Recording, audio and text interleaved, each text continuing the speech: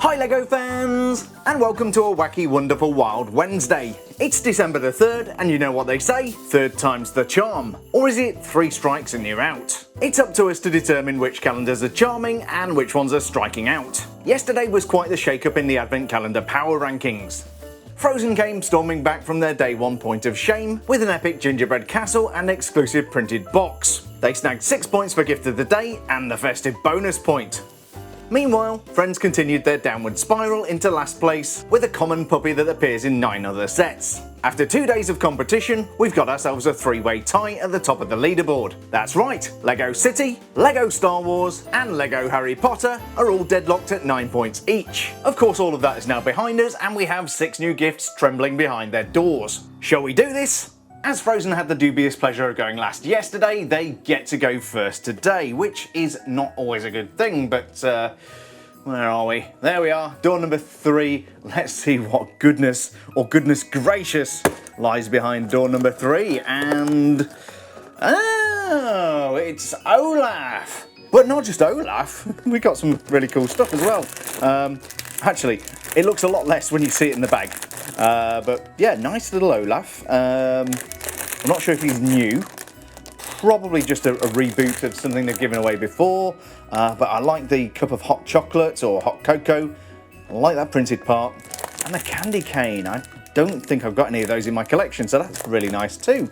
Alrighty, not a bad start from Frozen. Let's pop Olaf together and see how he looks.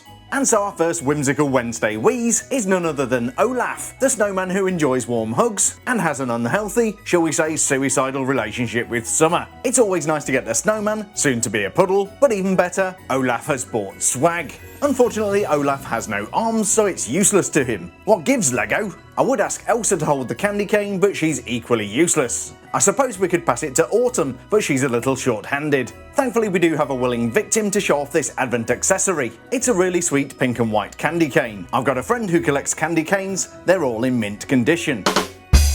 Also included with Olaf for some reason is this hot cocoa mug. Of course, hot chocolate was invented by the Egyptian Pharaoh Rocher. Finally, we have this exclusive printed tile. I imagine this probably has some meaning in the Frozen universe. I can't risk eating sweet things. I just got over my addiction to chocolate, marshmallows and nuts. It was a rocky road. I'm sure there's a reason for the tossed in tat. But of course the main event is Olaf the snowman. I saw a snowman looking at carrots in the supermarket the other day, picking his nose. The exclusivity is on account of Olaf's printed torso. The metallic printed bow tie is particularly pleasing. Also pleasing is that big smiling face. It's tempting to praise the quality of the blue printing, but this is actually a dual moulded part. Of course, Olaf wouldn't be Olaf without that carrot nose, expressive eyes, complete with running mascara, and a twig for hair. When it comes to great gifts, Olaf is no joke. He may be the coolest gift we'll see today, and he's definitely not having a meltdown. Does that mean 6 points and festive gift of the day? We'll find out later in the ultimate snowdown. So refreshingly, Frozen didn't get a frosty reception. We are moving on to LEGO City, who had a bit of a doozy yesterday, or a bit of a dozer. We got the bulldozer, which did not bulldoze itself to the top of the leaderboard. Let's see if we can make up some ground today, or at least clear some ground. And what do we have in door 3? Okay, we got a table for some reason, because why not? Because otherwise it would just be a bear, and it is a bear. That's quite nice with the grey printing. I wonder actually, is that a polar bear? Ooh, that could be linked to one of the characters, and I wonder if this could be a recurring theme. Anyway, it's a 5-piece thing. Nice bear element. Hopefully better than a dog. I will check and see whether this is a commonly used element or whether it's fairly exclusive. So anyway, I'm gabbing. Let's get this thing built and take a closer look. And so from LEGO City we have an adorable teddy bear and a table for some reason. The table, consisting of 3 parts, barely deserves a mention. I like the textured 1x2 pieces, but the 2x3 dark red plate, well, you see those all the time. Boring it may be, but it reminds me of when I used to be a waiter. Not a bad job, put food on the table. What you don't see all the time is this little chap, who is new and exclusive to the calendar. Now the big question, is this a teddy bear or is it a polar bear? Now you know my thoughts on the polar bear, the dumbest animal in the jungle. This does however seem to be a toy teddy bear belonging to the polar bear kid from day one. I used to arrange tea parties for my teddy bear, but he could never finish his sandwich. He was always stuffed. The bear may not have emerged from a brand new mould, but it does have exclusive printing and can't be found anywhere else. Well, not yet at least. It is a really nice thing, but the inclusion of the table just seems a little, well, meta. It might not be a spectacular gift, but it's unbearably cute, meets the bare necessities, and all in all, it's not too grisly. Will it get the polar opposite treatment to what the puppy got yesterday? We'll find out a little later in the video. So after barely containing my excitement for the LEGO City gift, we are moving on to fan favourite, Star Wars. Yeah, not so good yesterday. We got the kind of workbench from Babu Frick's workshop. I doubt we're going to be up for a minifigure, but let's see what we've got behind door number 3. I like punching open these doors, especially when they don't rip. And oh, now you know what they say. It's always a good day when you get a minifigure, and I think in the case of C-3PO, we can all agree this is a minifigure and not a droid, because it is humanoid, and that is nice. You know what I'm seeing? I'm seeing the red eyes. That's actually something that happened in The Rise of Skywalker when Babu Frick was trying to access his memory. He went into this default mode or something where his eyes glowed red. It was quite freaky. But that is a nice thing. Really nicely printed as well, with arm printing. Arm printing, really, really rare in calendars. We rarely get the nice minifigures, so very pleased with that. Very strong gift from Star Wars. But anyway, let's assemble this and see if we can translate it into 100 million different forms of communication. And so from LEGO Star Wars, proving it's always a good day when you get a minifigure, it's C-3PO. Oh, hang on, that's C-3PO. This is C-3PO. Seeing him and Babu Frick reminds me of the time I built a robot frog. It was held together with rivets.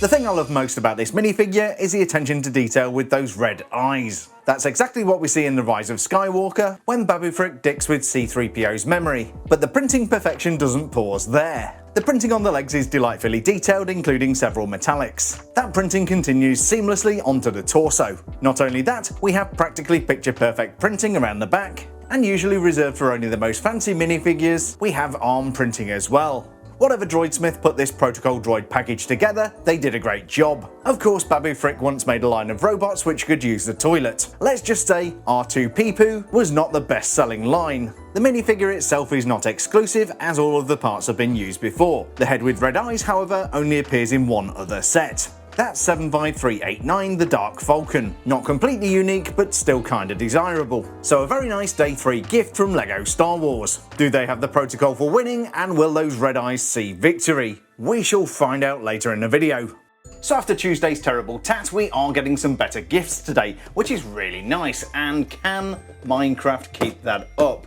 I guess we want to do the, is it the chicken dance guy or the chicken riding? I can't remember, but that would be a cool thing to get in here if you could do it in calendar form. But anyway, let's bust open door number 3, and what do we have here?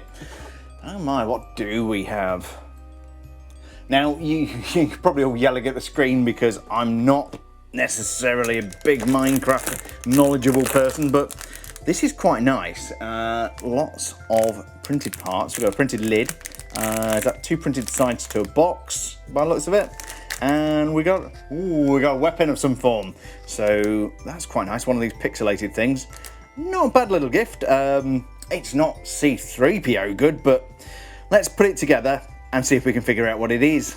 Okay, so I've got to confess I was a little stumped by this one, but thankfully my buddy Claude knew all about it. This is apparently a crafting table. LEGO does make a crafting table set, so I really should have known. Day 2 gave us a tree and axe, i.e. gather resources, so it's a logical progression that Day 3 gives us the crafting table to combine those resources. The crafting table itself is made up almost exclusively of printed parts. There's also a lamp or torch to help you see things or burn things, and then a pixelated shovel. I don't know what we did before the shovel was invented, it was groundbreaking, but it was the invention of the broom which really swept the nation.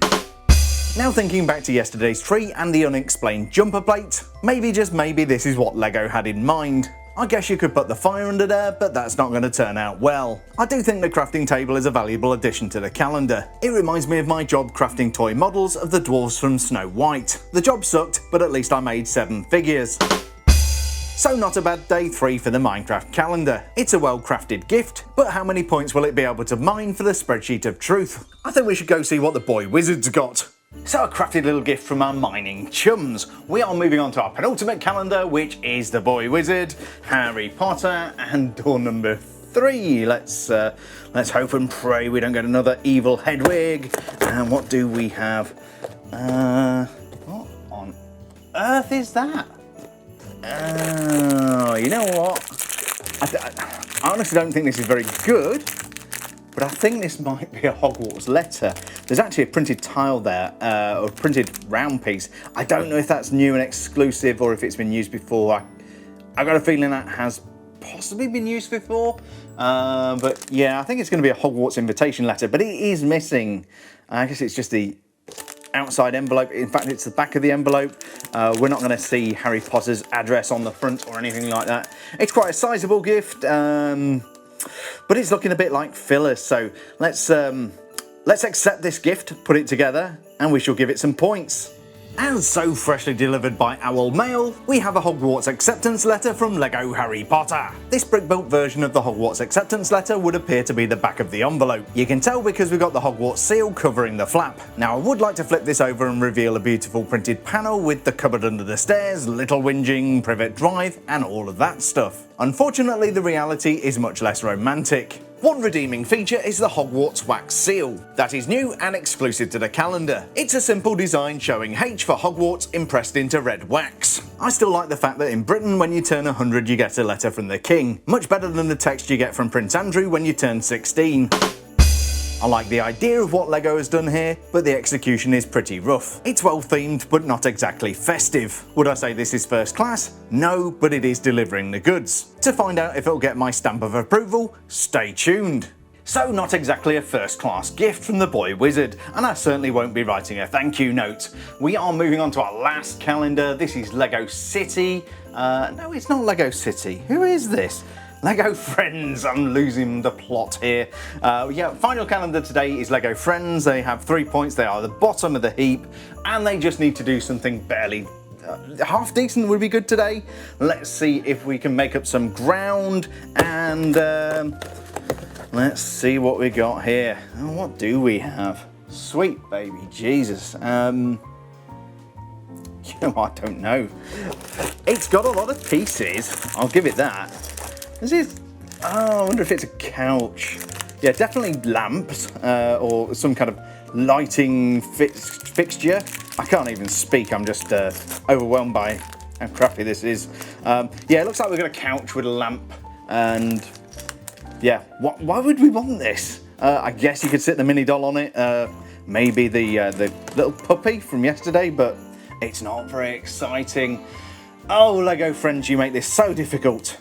And pivoting to our final gift, we have a couch and lamp from the Heart Lake City Mafia. I had a friend who asked if he could crash on my couch last night. I had to explain that I'm married, so that's where I sleep. The beacon of light in this otherwise dull gift is the lamp with 2 lampshades. At least this does incorporate some interesting elements. The other key part of this gift is the couch. The couch is quite an attractive thing and will be quite useful if one of the other sleepover guests forgets to bring their sleeping bag. It does kind of work as a makeshift bed or somewhere to store a body while they figure out what to do with it. The gold accents do contrast quite nicely with the rest of the couch. But who am I kidding? This is a couch and lamp. The couch is well comfortable, the lamp is illuminating, but those Lego Friends are certainly not brightening up the competition. Is it worth a point or two? Let's find out. And so, after a slightly better day, we have a collection of 6 sensational surprises, or should I say terribly tremendous train wrecks, from behind door number 3 of every Lego advent calendar. From Frozen, we got Olaf, complete with his exclusive print and cool accessories. City delivered a teddy bear on a table with exclusive credentials. From Lego Star Wars, we had C-3PO with those creepy red eyes. And Minecraft bought us the essential crafting table with printed elements. The Boy Wizard's express delivery was this Hogwarts acceptance letter. And Friends. What should we say about Friends? They gave us a couch and a lamp with absolutely no exclusive parts. But which one of these Day 3 delights deserves to sit on the throne of Advent Calendar glory, and which one deserves to be relegated to the bump and scratch section of Bob's Discount Furniture with the Lego Friends couch? Let's award some points! In last place, earning the point of shame for Lego Friends, is the couch and lamp. As a chunky piece of furniture, it's quite a nice thing, but it's a piece of furniture. Coming in 5th, earning 2 points for Harry Potter, is the Hogwarts acceptance letter. It's iconic and nostalgic, but a special delivery this just isn't. 4th place and 3 points goes to City for the polar teddy bear. I really appreciate the exclusivity, but the table really doesn't add a lot. You could say it's barely adequate. 3rd place and 4 points goes to Minecraft for the crafting table. The theming's totally on point, and looking at this through the eyes of a Minecraft fan, I think middle of the table is where the crafting table belongs. Now this next one is tough because they are both great gifts. In 2nd place, earning 5 points for Frozen, is Olaf. He's a great little character with exclusive printing, and I love the accessories. So far this year it seems Frozen may be on fire. That means today's gift of the day, taking home 6 points for LEGO Star Wars, is C-3PO. It's a minifigure, it's technically exclusive, and the quality of the printing, including the arm printing, is top notch. Well done to LEGO Star Wars on their debut 1st place of 2025. Of course, every day we do give a bonus point to the most festive gift of the day. Today that point goes to Frozen for the Olaf minifigure. But do you agree with today's scores? Do I deserve to sleep on the couch for giving LEGO friends back-to-back last place? Or do I deserve to melt like Olaf for denying the happy snowman the win? As always, please do let me know what you think of today's scores in the comments. I do read them all, and they make absolutely no difference to the score. Well, maybe sometimes they do. So after crunching the chaos theory and calculating the qubits, let's see how the spreadsheet of truth checks out. In last place with a feeble 4 points are the LEGO friends. In 5th place with a total of 10 points is Minecraft. And then dropping out of a 1st place tie faster than the student going into the Black Lake is LEGO Harry Potter with 11 points. Sitting in 3rd with 12 points is LEGO City. And in 2nd place with a respectable 14 is the Frozen calendar. But riding high in a galaxy far, far away is the Star Wars calendar with a total of 15 points. Of course that can and probably will change tomorrow as we open up door number 4 of every LEGO Advent calendar. I hope you have a wonderful Wednesday, stay safe, and I'll see you bright and early for a thrilling Thursday with the next not exciting instalment of my LEGO Advent calendar door opening spectacular.